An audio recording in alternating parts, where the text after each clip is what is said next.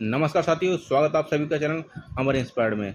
साथियों, आज की इस वीडियो में हम आपको बताएंगे आज की मुख्य खबरें, जिसमें एलटी ग्रेड शिक्षा से संबंधित, टीजीटी पीजी परीक्षा से संबंधित और स्कूल मर्डर से संबंधित मुख्य जो इस समय की बेसिक शिक्षा विभाग उत्तर प्रदेश की जो खबर है, स्कूल मर्डर से संबंधित जो विवाद चल रहा है इस समय, जो शिक्षक संघ भी इसमें आगे आ रहे हैं।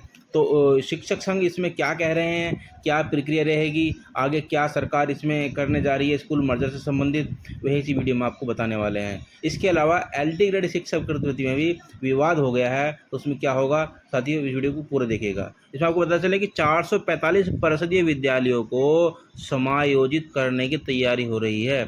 ये लखनऊ की खबर है।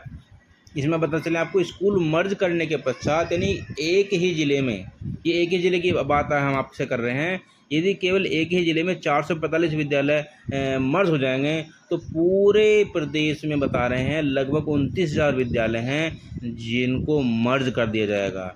इसमें बताया जा रहा है, केवल लखनऊ की एक खबर आपको हम दिखा रहे हैं। इसमें बताया जा रहा है कि जो खंड शिक्षा अधिकारी कोर्स से तैयारी की राजधानी के 445 विद्यालयों में छात्र संख्या का कुछ ऐसा ही हाल है। अब इन्हें समायोजित करने की तैयारी है। बीएससी ने ऐसे स्कूलों की सूची मांगी थी जिनमें अपर्याप्त छात्र हों।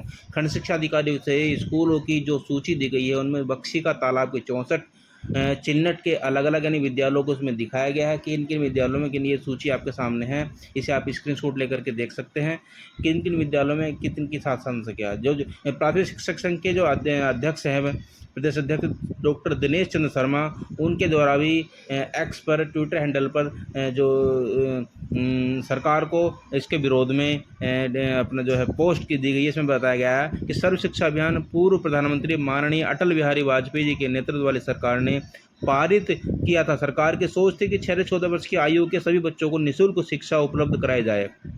इस अभियान के अंतर्गत सरकार ने प्रत्येक गांव मजरे में स्कूल की स्थापना की व्यवस्था की गई थी, परंतु आज कम या अपर्याप्त छात्र संख्या के आधार पर विद्यालयों को समाप्त करके अन्य विद्यालयों में पर्याप्त शिक्षक उपलब्ध कराने की योजना तैयार की गई है। परिवार कल्याण करार के अंतर्गत जनसंख्या वृद्धि की दर घट रही है। दूसरी तरफ विभाग ने तमाम अधोमानक विद्यालयों को मान्यता प्रदान कर रखी है। तमाम गैर मान्यता के विद्यालय अधिकारियों की पीली भगत से आज भी संचालित हो रहे हैं। ऐसे में नामांकन कम होना स्वाभाविक है। सरकार ने विधानसभा में सदैव माना है कि छात्र व शिक्षक अनुपात उत्तर प्रदेश में मानक के अनुसार सही है, तो फिर विद्यालयों को बंद करने की जरूरत आखिर क्यों है?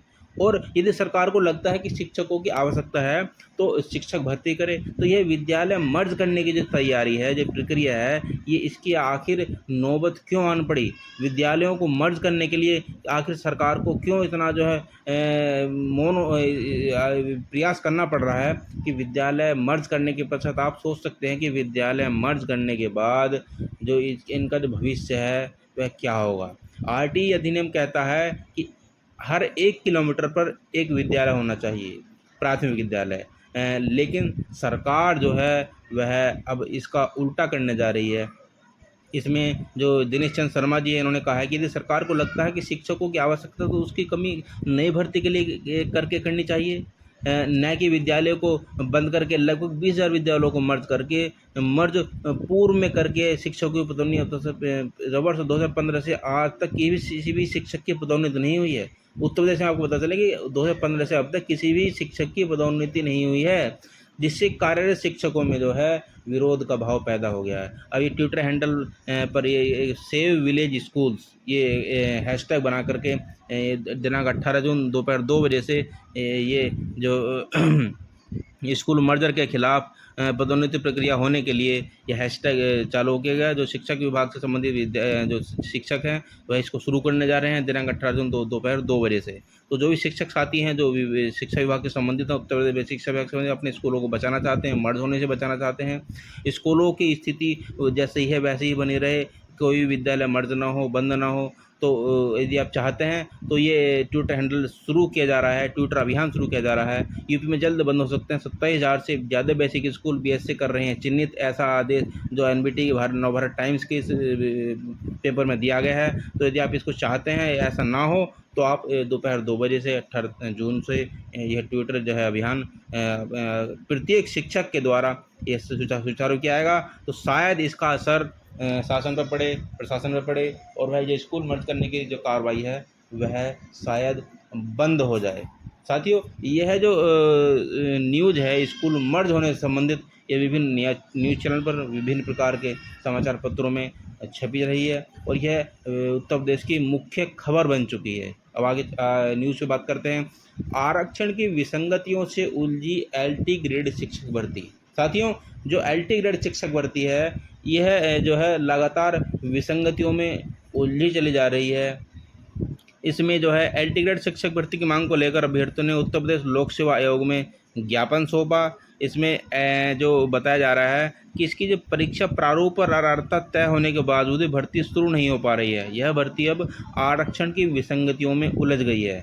मंगलवार को अभ्यर्थी जब उत्तर प्रदेश लोक सेवा आयोग के जो दफ्तर है उसके वहाँ गए तो प्रदर्शन करने पहुंचे तो आयोग के प्रतिनिधि ने इस बारे में स्थिति स्पष्ट की। एलटी ग्रेड शिक्षक भर्ती के विज्ञापन पिछले साल पिछला विज्ञापन जो है वो मार्च 2018 में जारी किया गया था। इसके बाद से कोई नई भर्ती नहीं आई है, जबकि लाखों अभ्यर्थी नए विज्ञापन का इंतजार कर रहे हैं। राजकीय विद्यालयों में जो है ये भर्ती 2018 से अब तक अटकी हुई है। लगभग 7 साल हो गए हैं, लेकिन अभी तक इसमें विवाद जो है वो थमने का नाम ही नहीं ले रहे हैं। जो एलटी ग्रेड शिक्षक भर्ती में आरक्षण की विसंगतियों को लेकर शासन को पत्र भेजा गया है। जैसे ही स्थिति स्पष्ट होती है तत्काल विज्ञापन जारी कर दिया जाएगा। ऐसा जो है जो आयोग के जो उप सचिव हैं श्री विनोद गौड़ ने बताया है एलटी ग्रेड शिक्षक अभ्यर्थियों को। तो यह जो मुद्दा है भर्तियों में देर होने के कारण ओवरेज हो रहे अभ्यर्थियों को नियमों के अनुसार आयु सीमा में 3 वर्ष की छूट प्रदान की जाए, ऐसा अभ्यर्थियों ने कहा है।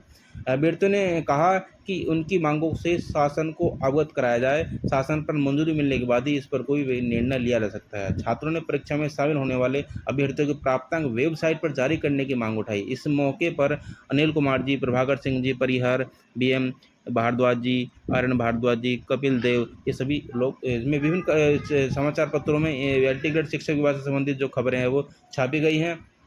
अलग अलग जो न्यूज़पेपर में, अलग अलग समाचार पत्रों में ये सब जो धरना प्रदर्शन से संबंधित ये सब खबरें छापी गई हैं। इसमें अगली खबर में आपको बताते चलें कि जो लोक सेवा आयोग है यूपी ट्रिपल एस सी चयन आयोग पर प्रतियोगी छात्रों ने कल जो है धरना दिया था। इसमें नई शिक्षक भर्ती समेत कई मांगों को लिए जो है ज्ञापन सौंपा गया था। पीजीटी परीक्षा अगस्त में कराने का आश्वासन जो है वो बता रहे हैं दिया गया है। पीजीटी परीक्षा जो निरस्त कर दी गई थी, अब उसे जो अगस्त माह में कराने के लिए जो आश्वासन दिया गया है। उत्तर प्रदेश शिक्षा सेवा चयन आयोग के द्वारा जो टीजीटी परीक्षा की तिथि अगली बैठक में तय की जाएगी, ऐसा बताया गया है। असिस्टेंट प्रोफेसर का परिणाम जो है जुलाई में घोषित होगा और असिस्टेंट प्रोफेसर बीएड की परीक्षा 23 से 29 अगस्त के बीच कराई जाएगी, ऐसा जो है कहा गया है। और पीजीटी परीक्षा हो अगस्त के अंतिम सप्ताह में कराए जाने के लिए जो है आश्वासन दिया गया है। साथियों, इसमें बड़ा ही आगे जो आपको खबरों में बता रहे हैं कि टीजीटी परीक्षा की जो तिथि है वह अगली बैठक में तय की जाएगी। अभी इस पर कोई एक असमंजस की स्थिति है सरकार। साथियों, यूपी में बड़ा ही विभिन्न प्रकार की जो भर्तियाँ आती हैं उनमें चाहे एलटी ग्रेड की शिक्षक भर्ती हो, टीजीटी परीक्षा हो, चाहे पीजीटी की परीक्षा हो, सब में बड़ा ही समय लग जाता है।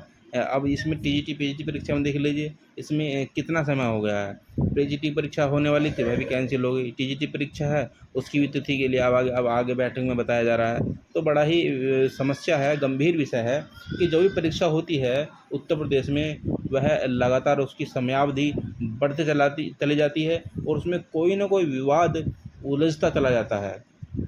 इन विवादों के जो है बाद शिक्षक बेचारे जो है वो बड़े परेशान होते हैं। कभी कोर्ट जाते हैं, कभी जितने भी शिक्षक चयन आयोग है उनके बाहर धरना देते हैं, आंदोलन देते हैं। अभी असिस्टेंट प्रोफेसर का परिणाम जो है बताया जा रहा है, इसकी भी जो है बताया जा रहा है। टीजीटी परीक्षा की तिथि है नहीं कि वो अगली बैठक में तय की जाएगी। असिस्टेंट प्रोफेसर का परिणाम जुलाई में घोषित होगा, ऐसा बताया जा रहा है। अब सबको केवल भविष्य के लिए बताया जाता है कि आप आश्वासन दिया जाता है कि तब होगा, लेकिन अभी कुछ होता नहीं है। अब आगे खबरों में चलते हैं कि रेलवे बोर्ड ने आरआरबी ने जारी किया है विज्ञापन, जिसमें 6180 पदों पर जो है विज्ञापन निकल गया है, जिसकी अंतिम तिथि 28 जुलाई 2025 है। योग्यता है इसमें बीएससी, डिप्लोमा व अन्य निर्धारित योग्यताएं। आगे चलते हैं कि बीएड प्रवेश परीक्षा का जो परिणाम घोषित हो गया है। टॉप 10 में पहले 4 स्थानों पर आए हैं। इसमें सूरज कुमार पटेल जी हैं मिर्ज़ापुर से, और जो शिवा परवीन जी हैं, ये बताया जा रहा है इसमें काउंसलिंग जो है 10 जुलाई से होगी। अब बिहार की बात करते हैं। बिहार के स्कूलों की 3 भर्तियों में डोमिसाइल नीति लागू होगी।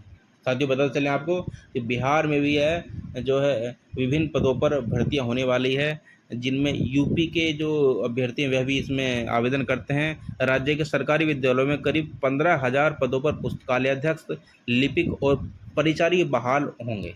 और मंगलवार को मुख्यमंत्री नीतीश कुमार की अध्यक्षता में हुई राज्य मंत्रिमंडल की बैठक में इस प्रस्ताव को हरी झंडी मिल गई।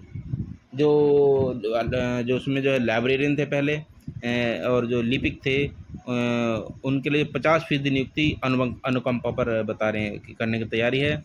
और जो लाइब्रेरियन हैं, लिपिक हैं, परिचारी पद हैं, इनको जो है बहाल करने की जो प्रक्रिया है वो नीतीश कुमार सरकार ने कर दी है। बीपीएससी सितंबर तक 12 प्रतियोगी परीक्षा कराएगा। इसका जो कैलेंडर भी जारी कर दिया गया है बिहार में। एक इसमें कैलेंडर के अनुसार जो है इसमें आप इस खबर के स्क्रीनशॉट ले सकते हैं, अपने पास संभाल कर रख सकते हैं, देख सकते हैं। परीक्षा की तिथि विभिन्न तिथियों में बताया गया कि यांत्रिक विद्युत 17 से 29 जुलाई, विधि पदाधिकारी 26-27 जुलाई, पर्यावरण अभियंता 26-27 जुलाई, पीआरओ 26-27 जुलाई, सिमनेस्ट एनालिस्ट 26 और 27 जुलाई, और डीपीओ 3 अगस्त। इसमें अलग अलग जो पदों की अलग अलग परीक्षा तिथियां इसमें घोषित की गई हैं। सब कैलेंडर जारी कर दिया गया है। इसमें बता रहे बीपीएससी 7वीं रैंक के लिए जारी होने वाली नियुक्ति में 14 पदों की वृद्धि की गई है। अब 12 से 64 पदों पर भर्ती होगी, जिसमें डीपीएससी के 14 पद होंगे। इसके लिए आयोग ने नोटिफिकेशन जारी किया है। पहले बीपीएससी ने 1250 पदों के लिए नोटिफिकेशन जारी किया था। साथियों अब यह बिहार की मुख्य खबर निकल के आ रही है कि यहाँ पर कैलेंडर जारी हो चुका है। साथियों ऐसे चैनल देखने के लिए, वीडियो देखने के लिए मेरे चैनल को सब्सक्राइब